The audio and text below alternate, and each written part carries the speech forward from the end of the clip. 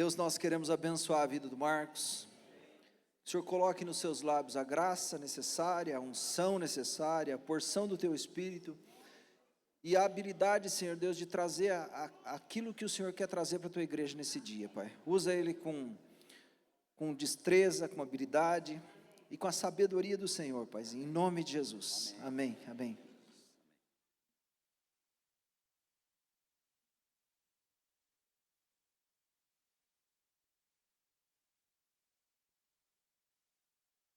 Bom dia, igreja.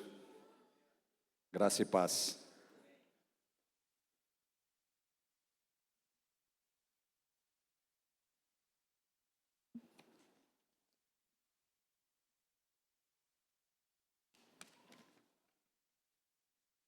Quando Alcione perguntou dos visitantes, tem um casal aqui muito precioso para mim e para o Alcione, que nos visita, o Reginaldo e a Márcia.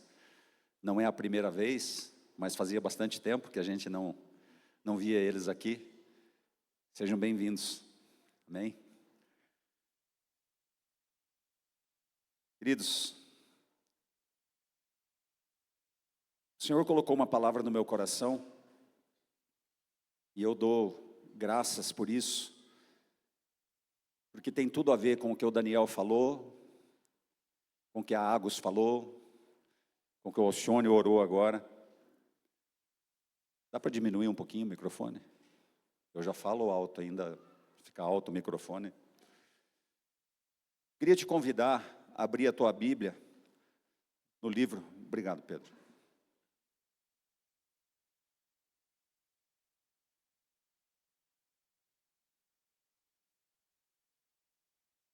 Abra a tua Bíblia no livro de Números, capítulo 21.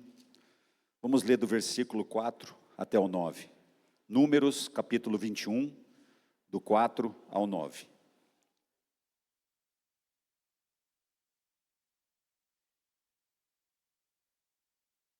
Então partiram do monte Or, pelo caminho do Mar Vermelho, a rodear a terra de Edom. Porém a alma do povo angustiou-se neste caminho. E o povo falou contra Deus e contra Moisés: por que nos fizeste subir do Egito, para que morrêssemos nesse deserto? Pois aqui nem pão nem água há, e a nossa alma tem fastio deste pão tão vil. Então o Senhor mandou entre o povo serpentes ardentes, que morderam o povo, e morreu muito o povo de Israel. Pelo que o povo veio a Moisés e disse: havemos pecado, porquanto temos falado contra o Senhor e contra ti. Ora ao Senhor que tire de nós estas serpentes. Então Moisés orou pelo povo. E disse o Senhor a Moisés: faze uma serpente ardente e põe-na sobre uma haste, e será que viverá todo mordido que olhar para ela. E Moisés fez uma serpente de metal e pô-la sobre uma haste. E era que, mordendo alguma serpente alguém, olhava para a serpente de metal e ficava vivo. Amém? Queridos, percebam nesse texto que nós lemos, que o povo, se você for ler a história do povo de Israel, você vai ver muitas vezes a Bíblia falando que o povo murmurava contra Deus. E o povo murmura contra Deus e contra Moisés, e diz ter nojo, diz ter repulsa pelo maná, porque ele fala assim, né? A nossa alma tem fastio deste pão tão vil. Eles já estavam cansados, estavam enojados do maná. Talvez você fica pensando, né? Como é que pode aquele povo? Eu muitas vezes pensei isso, já testemunhei aqui. Como que pode aquele povo que andava, Deus andava no meio deles, né? De dia com uma nuvem, à noite uma coluna de fogo para aquecer o povo. Tantos milagres que aquele povo viu naquele tempo, e aquele povo tinha coragem ainda de pegar e murmurar. Queridos, eu quero te dizer nesta manhã, que aquele povo, ele não se difere absolutamente em nada de nós. Absolutamente em nada. Nós percebemos aqui que o povo, ele começa a olhar para o tempo do cativeiro e diz ter saudades daquele tempo. Guarde bem essa palavra, Egito. Nós também fomos um povo, outrora, cativo. Nós também éramos cativos, não do Egito, mas do inferno. Nós éramos um povo que foi resgatado, assim como aquele povo do Egito, saiu do Egito em rumo à terra prometida. Nós saímos do inferno, nós fomos tirados da mão de Satanás, e estamos caminhando para a Canaã celestial. E neste caminho, nós cometemos muitas vezes as mesmas coisas que esse povo cometia. As mesmas murmurações, as mesmas reclamações que esse povo murmurava. Eles murmuravam contra Deus pelo maná que caía a cada manhã. Esse maná era para matar a fome do povo. E também eles murmuravam pela falta de água, mesmo que nunca ninguém tenha morrido de sede, porque a Bíblia diz que Deus sempre supria a falta de água. Mas eles murmuravam. Quando a gente olha aqui para a figura da serpente de bronze que é levantada numa haste, e todo homem que olhasse para ela continuaria vivo, mesmo tendo sido picado pela serpente. Nós já vemos aqui uma pré-figura de Cristo, que foi levantado no madeiro, e todo aquele que olhou para o Senhor Jesus e para a obra restauradora, teve vida. Todo aquele que creu em Jesus, todo aquele que creu no sacrifício vivo de Cristo naquela cruz, teve vida, e tem vida, e terá vida. Amém? Vocês percebem as semelhanças na Bíblia, queridos? Não existe nada de coincidência. Toda a Bíblia, de Gênesis a Apocalipse, ela aponta para Jesus. Toda a Bíblia, ela mostra a figura de Cristo. É Deus revelando o seu Filho através da palavra. Porque muitas vezes nós lemos esses textos e nós ficamos com aquela mentalidade de um texto histórico. Ah, isso aconteceu há tantos mil anos atrás. Não. Deus está falando de nós, dos nossos dias. Eu queria te convidar a abrir a tua Bíblia no livro de João, capítulo 6. Nós vamos ler do versículo 49 ao 51. João 6, do 49 ao 51.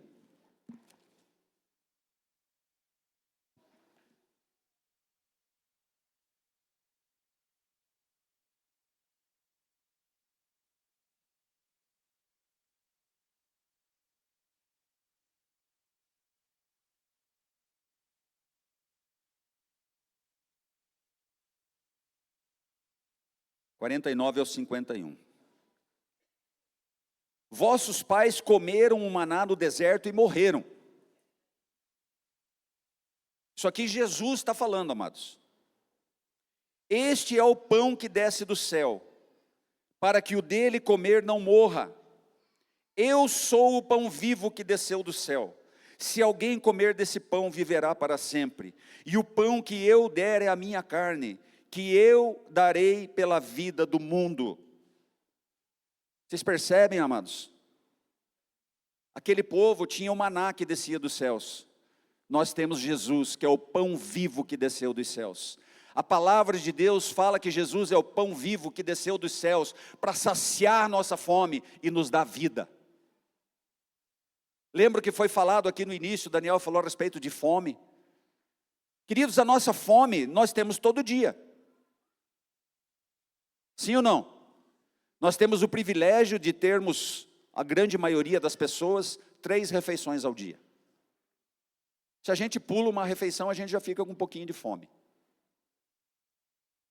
Mas o que nós vamos falar hoje é a respeito da nossa fome por Jesus. A nossa fome espiritual. Porque o nosso corpo carnal nós tratamos bem, não é mesmo? Eu confesso para vocês que eu não posso ir em mercado. Eu tenho feito um esforço, eu não ia em mercado, mas eu tenho feito um esforço. Algumas vezes eu vou com a minha esposa no mercado, eu só compro bobagem. Você também, Alcione? Tudo que eu vejo que me dá vontade, eu ponho no carrinho. Por quê? A gente gosta de se tratar bem, não gosta? Ou alguém aqui não gosta de comer bem, se tratar bem? Todo mundo gosta. E por que que muitas vezes com a nossa vida espiritual nós não agimos da mesma forma? Por que que nós não gostamos de nos alimentar? Se a palavra acabou de dizer que Jesus é o pão vivo que desceu do céu, e é o pão que dá vida ao mundo. Esses dias, há 2 domingos atrás, o Ali ministrou aqui, eu até brinquei com ele, falei, Ali, você abordou muitas coisas do que Deus está dando para mim escrever. E o Ali estava falando a respeito do maná, vocês vão se lembrar. A palavra diz que o maná, ele deveria ser recolhido todos os dias, na porção exata. Se a pessoa ela pegasse mais maná naquele dia, para querer guardar, estocar, ele apodrecia e dava bichos. Você sabe o que a palavra nos ensina com isso, queridos? O alimento, ele é diário. Nós devemos buscar ao Senhor diariamente. O único dia que eles colhiam maná dobrado era para guardar o sábado. Naquele dia eles não colhiam maná. E na sexta-feira, quando eles colhiam o maná dobrado, ele não apodrecia, não tinha mau cheiro e não dava bicho. Mas só naquele dia. Os outros dias, se você pegar a história que a Bíblia conta, no começo teve gente que quis o quê? Fazer estoque. Mesmo Moisés tendo orientado o povo, colham só aquilo que vocês vão comer hoje. Teve gente que foi fazer estoque. No outro dia, o estoque estava podre, estava cheio de bicho. Para Deus provar a dependência do povo por Ele. A dependência de a cada dia ficar esperando aquele maná cair. Assim tem que ser com a nossa vida, queridos. Nós devemos todos os dias termos essa dependência do Senhor Jesus. Essa dependência pelo Espírito Santo. Em cada coisa que nós formos fazer na nossa vida cotidiana, nós devemos colocar o Senhor à frente. Nós não podemos, eu estava conversando esses dias com o Jefferson Alcione, muito tempo atrás, a gente tinha uma ideia de vida religiosa, onde a gente chegava no domingo, é como se tivesse vários cabides ali na porta, colocava a minha capa de santidade, entrava para dentro, e aí eu ficava 2 horas vivendo em santidade, na presença de Deus. Muitas vezes nós tivemos essa ideia, queridos, e a hora que eu saía, eu deixava a minha capa pendurada, e voltava a ser o velho Marcos de sempre, ia para a rua, e fazia tudo que desagradava ao Senhor. Muitos vivem dessa forma, queridos. Muitos vivem dessa forma. Se você e eu, nós nos alimentarmos do Senhor Jesus todos os dias, Ele vai nos trazer crescimento espiritual, até que um dia nós atinjamos a estatura do varão perfeito. Porque se eu não me alimentar espiritualmente, eu sinto em te dizer, você não vai crescer, eu não vou crescer. Eu tenho que ter a mesma fome por Jesus, assim como eu tenho fome de comida natural, para que o meu corpo carnal se mantenha vivo, o meu corpo espiritual também, porque foi uma promessa que Jesus deu. Aquele que comer de mim, jamais terá fome, aquele que beber de mim, jamais terá sede. É uma promessa do nosso Senhor. Como que é esse alimentar? Eu quero dizer para vocês, esse alimentar, ele é investir tempo de leitura com qualidade na palavra de Deus. Você sentar e falar assim, eu vou investir esse tempo aqui todos os dias da minha vida. Uma leitura de qualidade, uma meditação. Vou deixar o Espírito Santo falar comigo a respeito desse texto. Eu vou orar. Não se escandalize com o que eu vou dizer, queridos, mas tem muita gente no reino de Deus que não gosta de orar. Tem preguiça de orar. Preguiça, não tem outra palavra, preguiça. E isso já aconteceu muitas vezes comigo. Eu não estou aqui julgando a vida de ninguém, eu estou julgando a minha própria vida. Muitas vezes, na hora de orar, vem pensamentos, coisas para fazer, cansaço, dor no joelho. Engraçado, né? Se chamam a gente para fazer alguma outra coisa, a gente está sempre disponível. Mas naquela hora, o inimigo ele se levanta e começa a te fazer jejuar. Muitas pessoas nunca jejuaram. Se a palavra diz que nós devemos jejuar, o jejum nos fortalece. O jejum ele nos capacita. Nós devemos jejuar, nós devemos orar, nós devemos buscar o Senhor através da palavra. Mas você sabe por quê, queridos? Agora vem a comparação com esse texto que nós lemos, lá em Números. Você sabe por quê que muitas pessoas não querem fazer isso? Porque também estão enfastiados do pão vivo. As pessoas também estão enfastiados de Jesus. Domingo eu estava em Toledo e eu estava ministrando lá e eu estava falando isso. Muitas vezes as pessoas, elas querem as bênçãos que o Senhor pode nos dar, mas não querem o Senhor da bênção. Se qualquer pessoa aí fora você for falar de salvação, a pessoa vai dizer que ela quer ser salva. Mas se você falar, você tem que se arrepender, e o Senhor Jesus, Ele vai ser o Senhor da tua vida, para daí você ser salvo. Muitas pessoas não querem.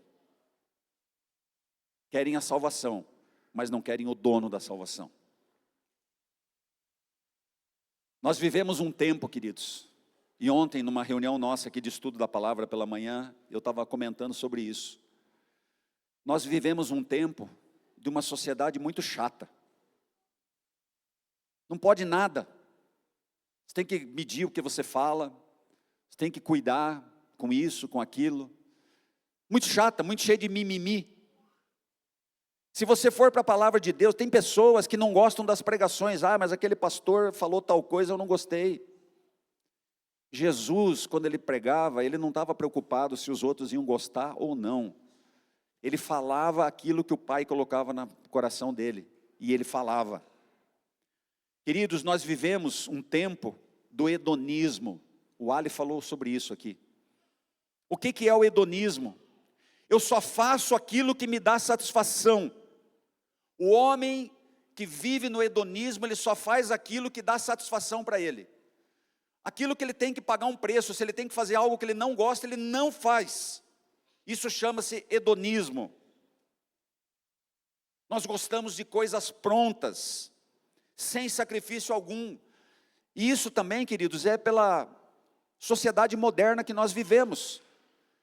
Quem não gosta de ir no mercado e comprar tudo prontinho? Mas se você pegar algumas gerações atrás, não era dessa forma. Eu estava meditando nessa palavra aqui e eu estava lembrando. Eu tinha 8 anos de idade e nós não tínhamos geladeira em casa. Geladeira era um artigo de luxo. Eu nasci em 65, eu estou falando da 72, 73. Eu morava em Ponta Grossa e eu lembro que a gente não tinha geladeira. Quando você queria tomar uma água gelada, sabe o que se fazia? Você ia no poço, soltava a corda lá com o galão, tirava, tomava uma aguinha gelada. Hoje, a gente abre a geladeira, tira a água gelada e toma. Tem criança que, se você não ensinar, ela vai achar que a água nasce na torneira. Ela não sabe que a água nasce numa mina. Mas isso são as facilidades da vida moderna. Isso não é errado, não é ruim. O problema é que a gente fica mal acostumado. A gente não quer se sacrificar mais por nada. Eu já vi gente falando assim, eu não fui no culto domingo porque estava chovendo muito. Mas você tem 2 carros na garagem. Aí eu lembrei quando minha mãe pegava os 3 filhos, a gente caminhava até um ponto de lotação, rodava a lotação, chegava lá, andava mais 1,5 km em estrada de terra para ir na igreja. A gente não tinha carro, mas a gente ia com alegria.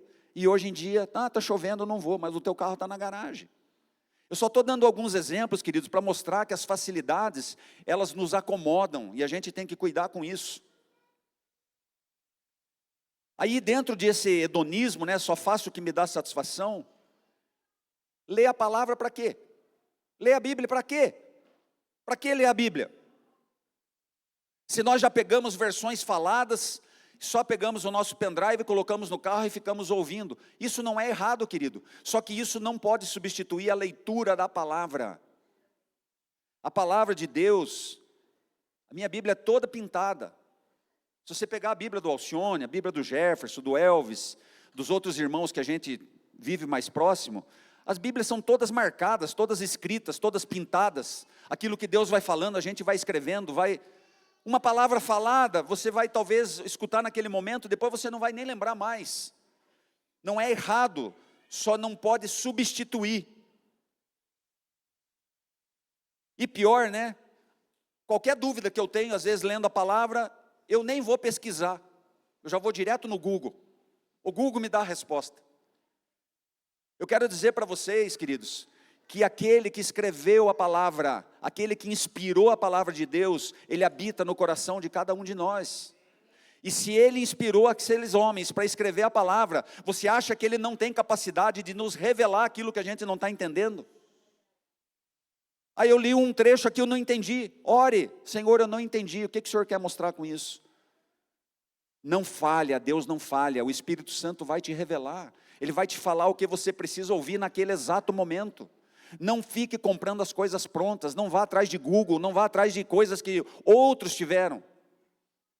Tenha a tua experiência pessoal.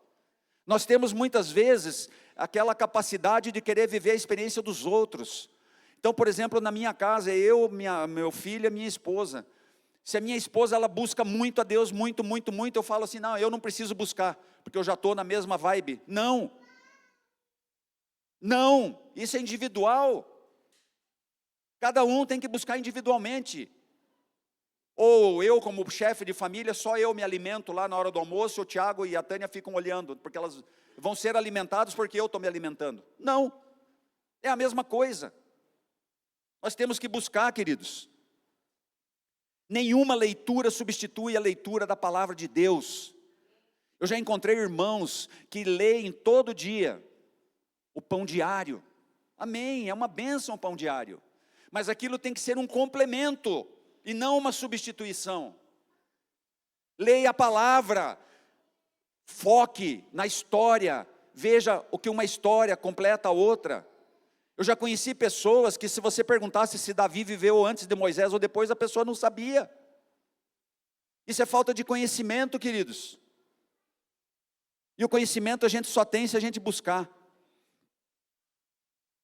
Lembre-se, Jesus quer um relacionamento íntimo com cada um de nós. Jesus quer esse relacionamento. Queridos, hoje nós vemos muitas igrejas ao redor do mundo, onde Jesus não é o centro. Me perdoem falar isso, queridos, mas Jesus não é o centro do evangelho, e sim as pessoas. Muitas igrejas ao redor do mundo, as pessoas são o centro, sendo que o centro tem que ser Jesus, onde tudo converge para o bem-estar dessas pessoas. E tome cuidado, porque às vezes nós também estamos com esse pensamento. Se a gente chega aqui no domingo e o ar-condicionado não está funcionando, a gente reclama. Se não tem lugar para estacionar, a gente reclama. Se o som está muito alto, a gente reclama. Se o louvor demora um pouco, a gente reclama. Se a palavra demora mais, a gente reclama. Vocês percebem, queridos? A estratégia do diabo? Ele quer colocar o homem no centro. Mas vocês já vão entender. Nós não somos centro de nada. Quem é centro é o Jesus. O Senhor Jesus é o centro de tudo.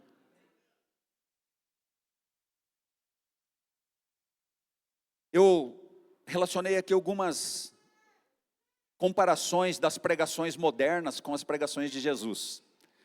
Então eu vou falar das pregações modernas, algumas. Pregação moderna: Deus vai te dar a vitória. Quantos aqui já escutaram isso? É só se ir na internet aí que está cheio. Deus vai te dar a vitória.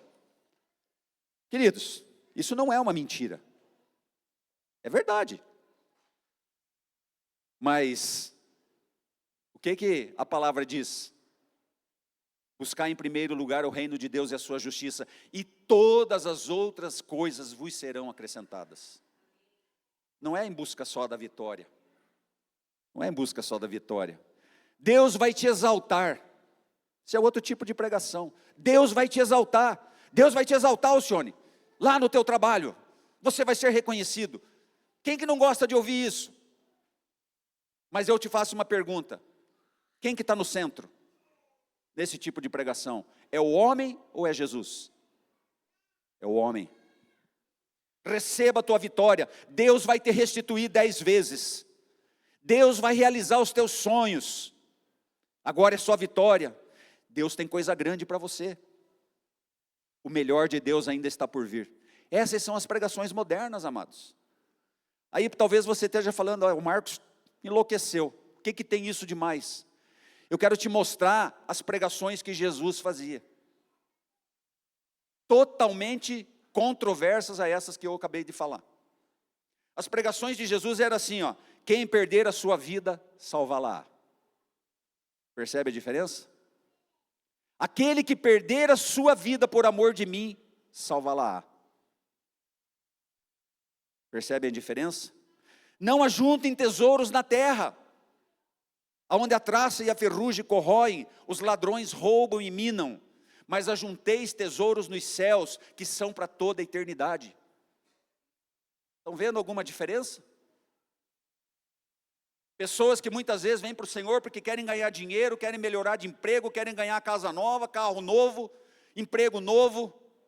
Eu não estou dizendo que Deus não pode dar essas coisas, queridos, só que esse não pode ser o nosso objetivo.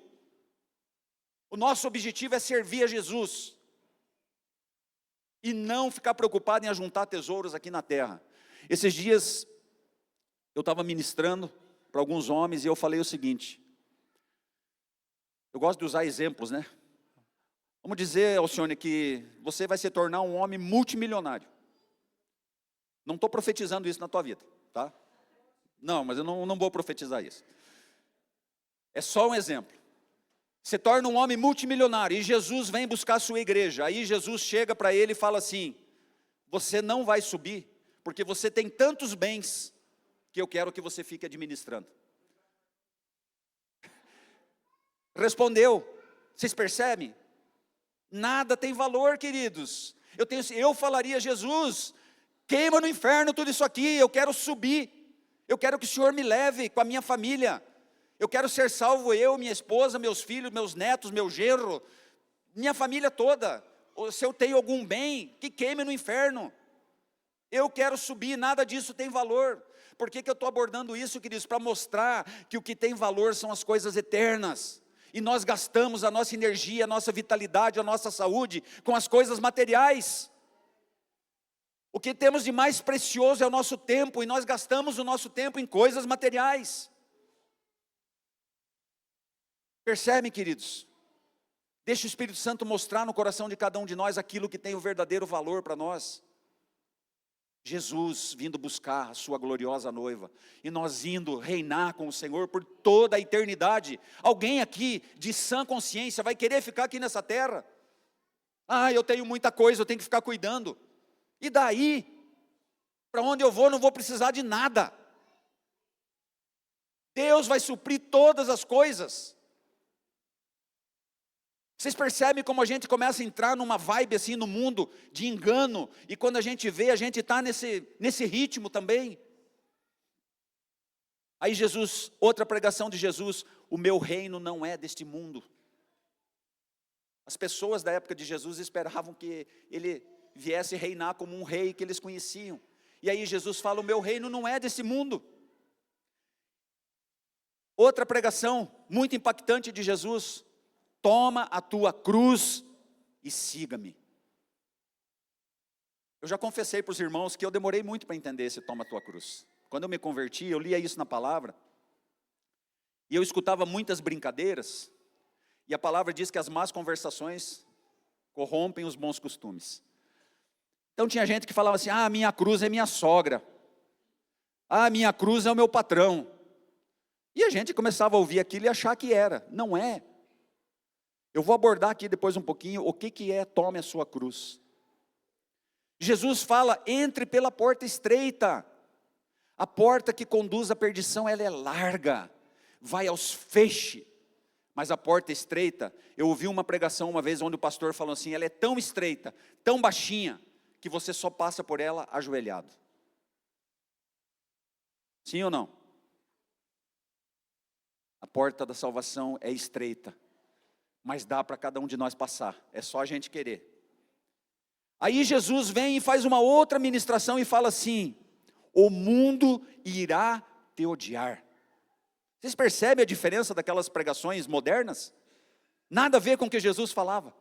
O mundo irá te odiar. Mas peraí, o mundo vai me odiar?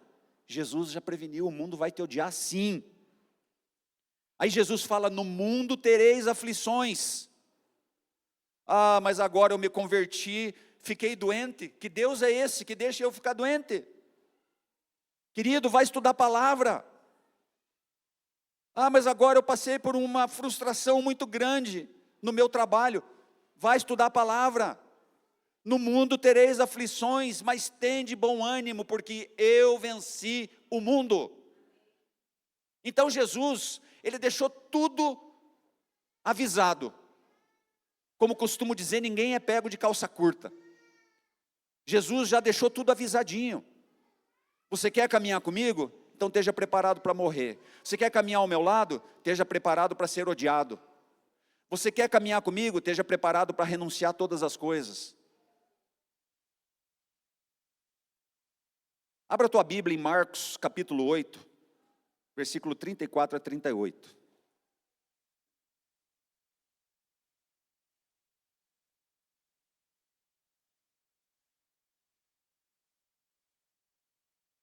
Marcos capítulo 8, do 34 a 38.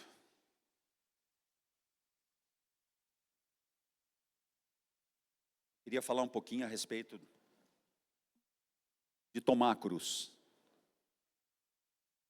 E chamando a si a multidão com os seus discípulos, disse-lhes: se alguém quiser vir após mim, negue-se a si mesmo e tome a sua cruz e siga-me. Porque qualquer que quiser salvar a sua vida, perdê-la-á. Mas qualquer que perder a sua vida por amor de mim e do evangelho, este a salvará. Pois que aproveitará o homem ganhar todo o mundo e perder a sua alma? Porquanto qualquer que entre esta geração adúltera e pecadora se envergonhar de mim e das minhas palavras, também o Filho do Homem se envergonhará dele, quando vier na glória de seu Pai com os santos anjos. Amados, quem quiser seguir a Jesus deve tomar a sua cruz. Isso foi o próprio Jesus que falou. Tome a sua cruz e siga-me. Você sabe o que significa tomar a sua cruz?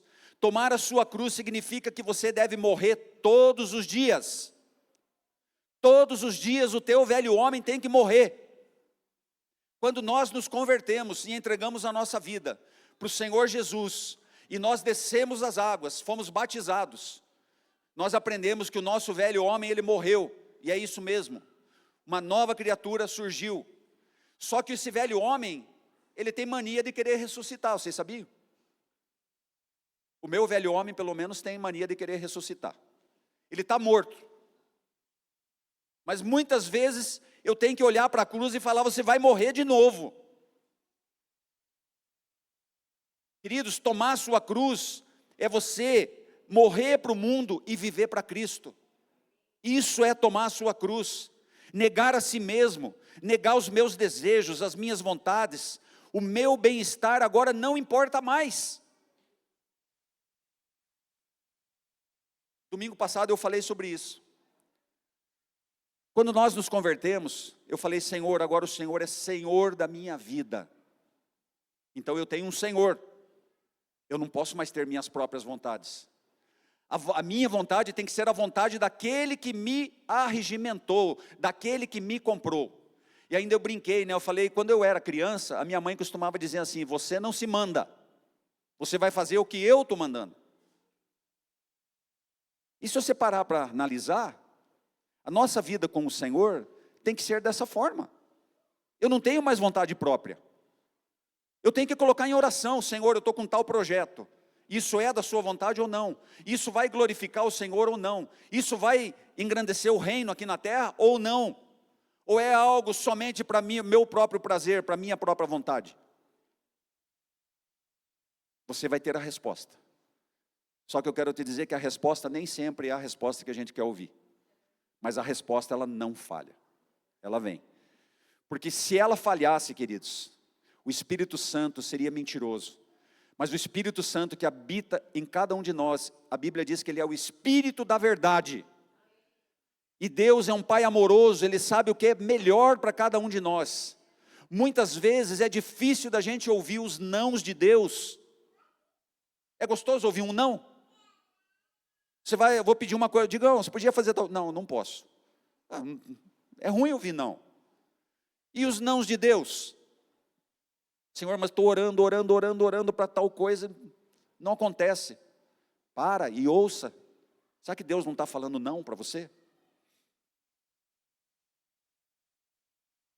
Nós temos que aprender, queridos, eu já estou caminhando para o final, nós temos que aprender a enfrentar as dificuldades por amor a Jesus. Nós devemos olhar para a cruz a cada dia e fazer o nosso velho homem morrer. Porque toda vez que você sentir saudades do Egito, mas eu não vivi no tempo do Egito. Viveu, você era escravo assim como eu. Toda vez que eu tiver saudades daquela vida horrível que eu tinha, eu estou tendo saudades do Egito. Eu estou tendo saudades do meu tempo de escravidão. Toda vez que eu ficar com saudades do meu passado, do meu tempo de cativeiro, eu estou tendo saudades do Egito. Hoje em dia nós quase não ouvimos mais palavras onde ensinam o homem a morrer, onde ensinam o homem a matar os seus desejos, a sua própria vontade, a matar o seu bem-estar.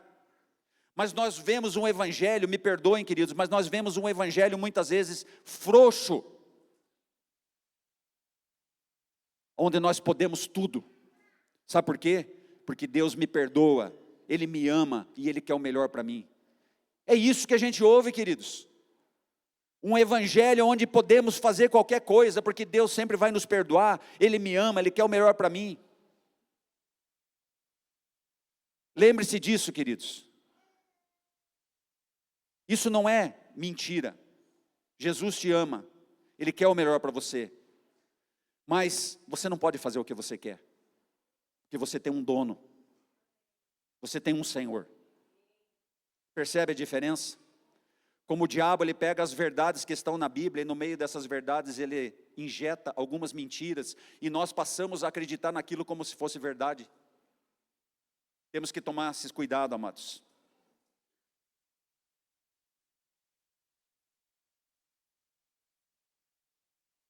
Eu fiquei muito feliz quando o Mansur veio testemunhar, quando ele voltou lá dos seguidores, por algo que ele falou. E eu até ontem estava compartilhando com o Ali. O Mansur andou por muitas igrejas no Brasil, e ele falou assim, eu me alegrei, porque eu vejo que aqui na congregação, as pessoas que pregam, sejam os presbíteros, os diáconos, aquelas pessoas que sobem aqui em cima para pregar, nós pregamos a palavra. Nós pregamos doutrina, nós pregamos a verdade, e a verdade é Jesus, porque Ele falou, eu sou o caminho, a verdade e a vida. Jesus é a verdade. Qualquer palavra que não reflita, que não mencione Jesus, que não te direcione para Jesus, e coloque você no centro, toma cuidado. São palavras que vêm afagar o nosso ego. E Paulo, ele fez uma declaração muito importante, eu queria encerrar com esse versículo. Porque Paulo, ele já estava prevendo que existiriam muitas pregações onde não existem compromisso, onde não chamam para o compromisso. E aí, eu queria que você abrisse a Bíblia em 2 Timóteo 4, 3 e 4. Nós vamos encerrar aqui. 2 Timóteo 4, versículo 3 e 4.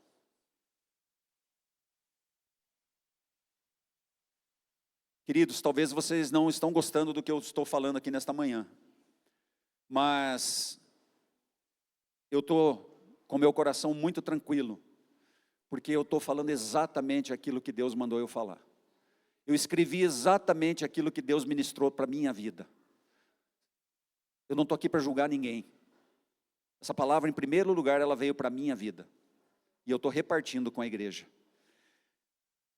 Aqui em 2 Timóteo, Paulo escreve assim, porque virá o tempo em que não suportarão a sã doutrina, mas tendo comichão nos ouvidos, amontoarão para si doutores, conforme as suas próprias concupiscências, e desviarão os ouvidos da verdade, voltando a fábulas.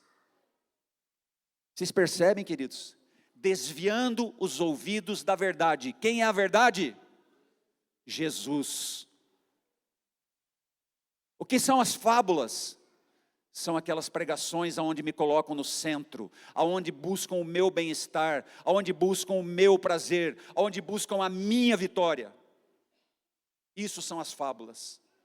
Pregação onde Jesus é o centro, aonde Jesus é a verdade que é proclamada, e é para isso que eu e você estamos vivos, para proclamar a verdade, para proclamar Jesus, aquilo que Ele fez por nós, aquilo que nós estamos esperando ainda que Ele virá nos buscar e irá fazer. É isso que tem que mover a nossa vida, e não ficar preocupado se eu estou sendo perseguido ou não, porque Jesus avisou que nós seríamos. Mas se me perseguirem e eu perder meu emprego lá, porque agora descobriram que eu sou cristão lá dentro do trabalho, e o meu chefe não aceita cristão. Problema dele, isso não é problema nosso. Se você perder teu emprego por amor de Jesus, você pode ter certeza, a palavra diz que a porta que o Senhor abre, homem algum fecha. Se o teu patrão fechar essa porta, Deus vai abrir outra porta para você, sabe por quê? Porque Ele sabe que você precisa comer, Ele sabe que você precisa suprir tua casa. Mas não esqueça que a Bíblia diz que o Senhor prova a todos aqueles a quanto Ele ama. Então, quando você passar por provação, se alegre. Você está louco, Marcos? Me alegrar? Se alegre. Sabe por quê? Porque Deus está te provando porque Ele te ama. Agora eu quero te dizer uma coisa, acenda a tua luz de alerta. Se a tua vida está 100%, 100%, sabe o que é 100%? Nada está te atrapalhando. O cara não pega mais nem gripe, né? Não fica doente com nada, dinheiro no banco, come do bom e do melhor, tudo perfeito na vida dele. Acenda a tua luz de alerta, abra teu olho. Abra teu olho. Amém, queridos? Não quero assustar ninguém nesta manhã, mas eu creio que assim como o Senhor falou na minha vida, o Senhor está falando na vida de vocês. O quão fraco nós somos, o quão débeis nós somos, porque a gente se deixa levar, né? Por qualquer coisa que fascina o nosso coração, a gente se deixa levar. E a gente esquece de olhar para o alvo. Eu estava conversando com a irmã Dalva agora pela manhã. Eu tenho orado muito pela vida da irmã, para que o Senhor coloque alegria no coração dela, que ela não deixe de olhar para o alvo. E isso eu quero falar para vocês. Nós temos que todos os dias falar: Senhor, não deixa eu me distrair com as coisas, que eu continue olhando para o alvo, e o meu alvo é Cristo. Vocês sabem, domingo passado eu não estive aqui, mas há 2 domingos atrás, a Beth, irmã do Elvis, irmão da Dalva, estava aqui conosco. O Senhor recolheu ela. Ela está no lugar onde nós ansiamos estar. Mas é difícil. Se Jesus chorou quando Lázaro morreu, por que nós não vamos sofrer? Nós sofremos. Isso faz parte. Mas a gente não pode perder a nossa visão. Continuar caminhando até o dia que o Senhor me chamar. Olhando para o alvo. Eu falei para a irmã Dalva, eu falei: um dia, o que me move é saber que um dia todos nós estaremos juntos.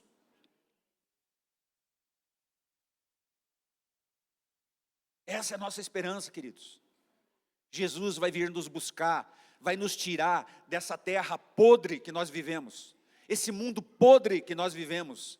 Onde o homem tem que se dar bem, custe o que custar. Nem que ele tenha que massacrar uma população inteira. Se ele se der bem, ele vai fazer. Isso é o hedonismo. Só pensa em si mesmo, não olha para o lado, não olha para o próximo. Não tem empatia, não se coloca no lugar do próximo. Empatia é você olhar para uma situação e você se colocar no lugar dele. Mas é meu irmão, eu vou tomar ceia, eu amo você. E o irmão está passando necessidade e você não é capaz de mover uma palha para ajudar o irmão. Que empatia é essa? Nós temos que aprender a viver como igreja, queridos. A igreja que Jesus vem buscar. Eu falei antes do Reginaldo e da Márcia aqui, sabe por quê, queridos? Nós caminhamos juntos já há uns 40 anos. 30 anos, né, para não revelar a idade de ninguém. Uns 30 anos. A gente às vezes fica um ano sem se ver. Mas o amor que nos une, ele é um amor que vem de Jesus, é um amor que vem de Cristo. Sabe por quê? Porque a gente comeu muito sal junto. a gente chorou muitas vezes junto, a gente riu muitas vezes junto. Essa é a igreja, eles congregam em outro lugar, que também é a igreja. Esse é o pensamento. Nós tivemos aqui um encontro sexta-feira, tinha umas 4 ou 5 congregações aqui reunidas. Que tempo gostoso. Pessoas que eu não via há muitos anos vinham nos abraçar. Ô, meu irmão, como é que você está? Pessoas que já congregaram com a gente em outras épocas, que hoje estão em outras congregações. Mas isso me traz alegria, sabe por quê? Você vê que a pessoa ainda está firme, a pessoa ainda está caminhando. A pessoa não perdeu a noção do alvo, a pessoa não se distraiu. Queridos, desafio nessa manhã, para todos nós, é a gente procurar viver segundo aquilo que Jesus nos propôs. Amém? Deixa teu bem-estar de lado. Toda vez que o teu velho homem começar a reivindicar alguma coisa, fale, vai para a cruz. Você já morreu, você vai morrer de novo. Porque agora não vivo mais eu, mas Cristo vive em mim. Amém? Nós vamos passar para a ceia. Eu queria convidar todos vocês que já são convertidos e batizados, a participarem da ceia. Abra a tua Bíblia em 1 Coríntios, capítulo 11. Eu queria ler do versículo 23 até o 29. Porque eu recebi do Senhor o que também vos ensinei, que o Senhor Jesus, na noite em que foi traído, tomou o pão, e tendo dado graças, o partiu e disse: tomai, comei, isto é o meu corpo, que é partido por vós, fazei isto em memória de mim. Semelhantemente também, depois de cear, tomou o cálice, dizendo: este cálice é o novo testamento do meu sangue, fazei isso todas as vezes que beberdes em memória de mim. Porque todas as vezes que comerdes este pão e beberdes este cálice, anunciais a morte do Senhor, até que Ele venha. Amém? Quando você comer desse pão, beber desse cálice, você está anunciando que você crê que Jesus morreu naquela cruz por você, mas Ele ressuscitou e Ele vai voltar para te buscar. Portanto, qualquer que comer este pão ou beber o cálice do Senhor indignamente, será culpado do corpo do sangue do Senhor. Examine-se, pois, o homem a si mesmo, e assim coma deste pão e beba deste cálice. Porque o que come e bebe indignamente, come e bebe para a sua própria condenação, não discernindo o corpo do Senhor. Todas as vezes que eu ministro a ceia, queridos, Deus tem colocado algo no meu coração a respeito disso, e eu quero falar novamente. Antes de você vir aqui pegar o pão e o cálice, se você lembrar que alguém tem alguma coisa contra você, a palavra diz: vai e busca acerto. Não tome a ceia sabendo que tem alguém que tem alguma coisa contra você. Busque conserto. Depois, a reconciliação. Ceie junto com a pessoa. Nós somos todos irmãos, fazemos parte do mesmo corpo. Você sabe por quê, queridos? Quando eu falo aqui, aquele que não discerniu o corpo, ele come e bebe para a sua própria condenação. Discernir o corpo é isso. Você olhar para o lado e saber que aquele irmão faz parte do mesmo corpo que você. Amém? Vamos orar?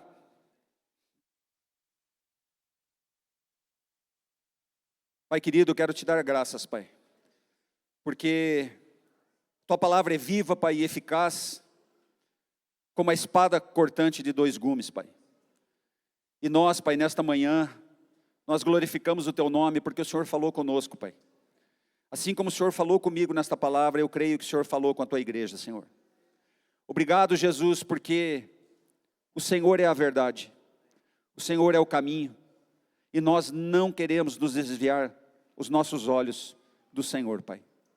Eu te peço em nome de Jesus, não nos deixa distrair, Senhor, com o que quer que seja, mas que os nossos olhos estejam fixos na chegada, olhando para Jesus, segurando a coroa da vitória, a qual Ele dará a cada um que completar a carreira. Nós cremos nisso, Senhor, que o Senhor um dia virá buscar a Tua igreja. Maranata, vem sem demora, Senhor. Vem buscar a Tua igreja. Nós estamos ansiosos para esse encontro, Senhor. E nós queremos estar preparados, Pai. Preparados para esse encontro. Não nos pegue, Senhor, sem óleo nas nossas lâmpadas. Que cada um de nós, Pai, seja prudente. Que cada um de nós, Pai, esteja com um estoque de óleo, Pai, para que a sua lâmpada permaneça acesa. E esse óleo é só o Espírito Santo que pode nos prover, Pai.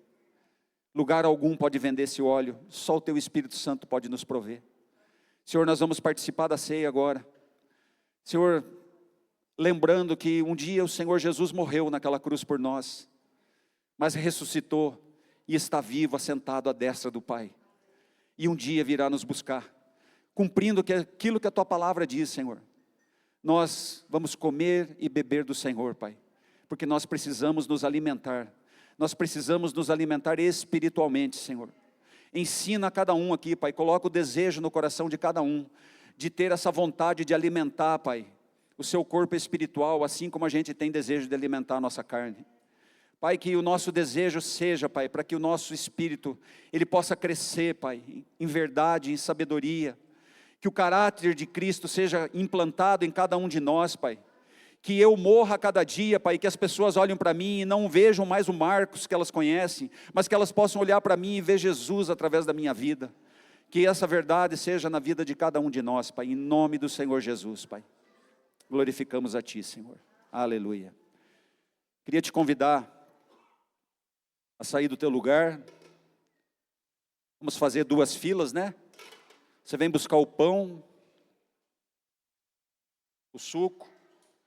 Espere, a palavra diz para esperarmos uns pelos outros, que ninguém coma antecipadamente. Então vamos tirar os elementos aqui e vamos esperar uns pelos outros. Aí depois você vai compartilhar a ceia com os teus irmãos, vai orar, vai abençoar. Pode sair do teu lugar e vir aqui. Pode, a Lucimar vai dar um testemunho aqui antes da ceia, só um minutinho.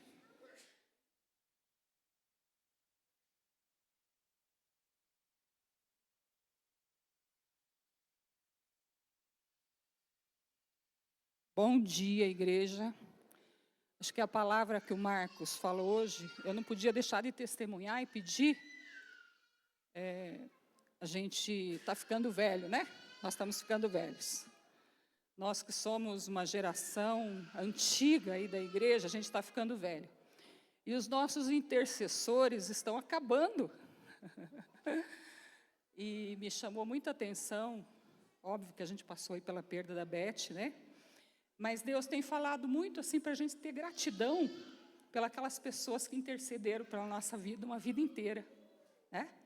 Então, por exemplo, Marcos e a Tânia mesmo, quantas vezes oraram pela minha família? Sou grato pela vida deles. Maria Aparecida, quantas vezes orou pela minha família? Alcione, Jefferson, pastores, o pessoal das mulheres, Maria Aparecida. Gente, eu não vou citar nomes aqui, mas só para vocês entenderem o que Deus me mostrou, Pedrinho, que está aqui, que está congregando com a gente há pouco tempo, talvez vocês não conhecem, levanta aí, Pedrinho. Eu sou convertida por causa desse irmão. Sabe por quê, irmãos? Nem eu sabia. Um dia Deus revelou, no encontro aqui na igreja, que a família do Pedrinho, que já congregava na SEC, porque ele é um dos membros bem antigos aqui de SEC, estava fazendo campanha de oração e orando pelos vizinhos, e eu era a vizinha da frente dele, eu nem tinha amizade com ele, e ele estava orando pela minha vida. Então é muito importante, Deus tem falado bastante comigo, não sei se é porque eu estou ficando velha, que a gente tem também que orar por outras pessoas. Então eu tenho sido incomodada pelo Espírito. Eu sei que vocês me conhecem, sabem que eu tenho uma vida bem turbulenta, bem cheia de agenda e coisas aradas, né? Mas Deus tem me incomodado, enquanto igreja, para a gente pagar preço de oração pela vida de quem está precisando. Então, irmão, se você tem filho afastado, familiar afastado, precisando de apoio, peça socorro, peça socorro. A minha casa inteira hoje serve ao Senhor. E quantos irmãos nos ajudaram em oração para que isso acontecesse?